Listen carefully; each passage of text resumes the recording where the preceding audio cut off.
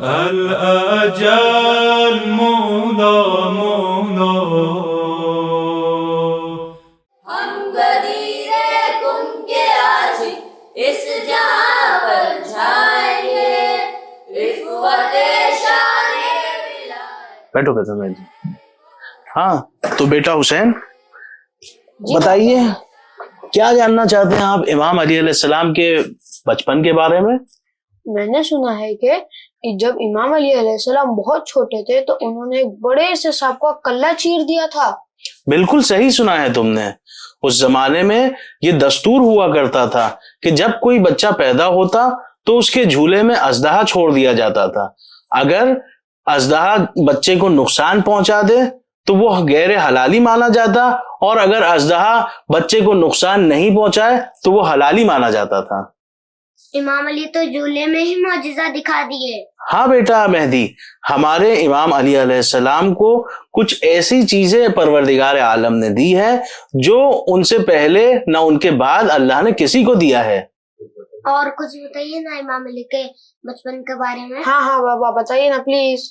بیٹا مولا علی علیہ السلام بچپن میں اپنے والدین اور چچا زاد بھائی حضرت رسول خدا صلی اللہ علیہ وآلہ وسلم کی آغوش میں بڑے ہوئے.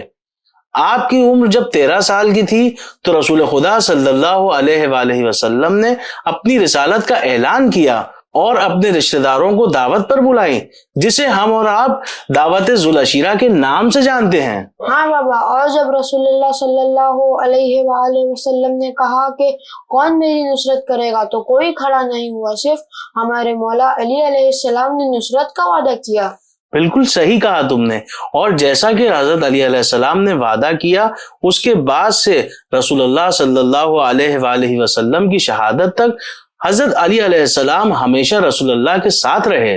کتنے بہادر تھے نا ہمارے مولا علی. جی بیٹا، امام علی علیہ السلام بہت بہادر تھے، کسی سے نہیں ڈرتے تھے، ہمیشہ رسول اللہ صلی اللہ علیہ وآلہ وسلم کے ساتھ رہتے تھے. بابا جان، میں نے سنا ہے کہ امام علی علیہ السلام جب چھوٹے تھے تو انہوں نے کفاروں کے لڑکے کے ہاتھ پیر توڑ دیے تھے. بالکل صحیح سنا ہے تم نے. ہوا یوں کہ جب رسول خدا صلی اللہ علیہ وآلہ وسلم نے اپنی رسالت کا اعلان کر دیا تو کفاروں نے انہیں پیسوں سے خریدنے کی کوشش کی، لیکن جب وہ ناکامیاب ہوئے تو انہوں نے رسول اللہ کے خلاف منصوبہ بنایا کہ رسول اللہ صلی اللہ علیہ وآلہ وسلم کو کس طرح نقصان پہنچائیں. تو اس میں پلاننگ کرنے کی کیا ضرورت تھی بابا؟ رسول اللہ تو اکیلے تھے نا.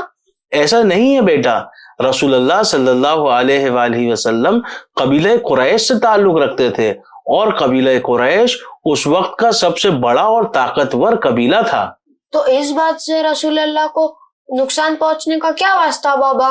بیٹا پہلے زمانے میں اگر کوئی شخص کسی قبیلے والے کو قتل کر دیتا تو اس کا سارا قبیلہ اس کی نصرت اور اس کے بدلے کے لیے تیار ہو جاتے تھے، اور کوئی بھی اس زمانے میں قبیلہ قریش کے سامنے نہیں آنا چاہتا تھا کیونکہ وہ بہت ہی بہادر قبیلے کے تھے. تو ایسے سچویشن میں کفاروں نے کیا کیا بابا؟ بیٹا شیطان ایسی ہی سچویشنز کا تو فائدہ اٹھاتا ہے اور اس نے اپنی سازش رچ دی. کفاروں نے ایک تجویز بنائی اور انہوں نے اپنے بچوں سے کہا کہ جب بھی تم محمد صلی اللہ علیہ وآلہ وسلم کو گلیوں میں دیکھنا تو ان پر کوڑا پھینکنا، ان پر کچرا پھینکنا اور ان کے اوپر پتھر پھینکنا. یا اللہ. اور جب حضرت ابو طالب علیہ السلام ان بچوں کے پیرنٹس کے پاس کمپلینٹ لے کر گئے تو وہ والدین یہ کہہ کر بچ گئے، ارے یہ تو بچے ہیں، ان کو کون سمجھائے. تو کیا جناب ابو طالب علیہ السلام نے کچھ نہیں کیا؟ بیٹا ایسے ہی تھوڑی نہ ہم حضرت ابو طالب علیہ السلام کو محسن اسلام کہتے ہیں.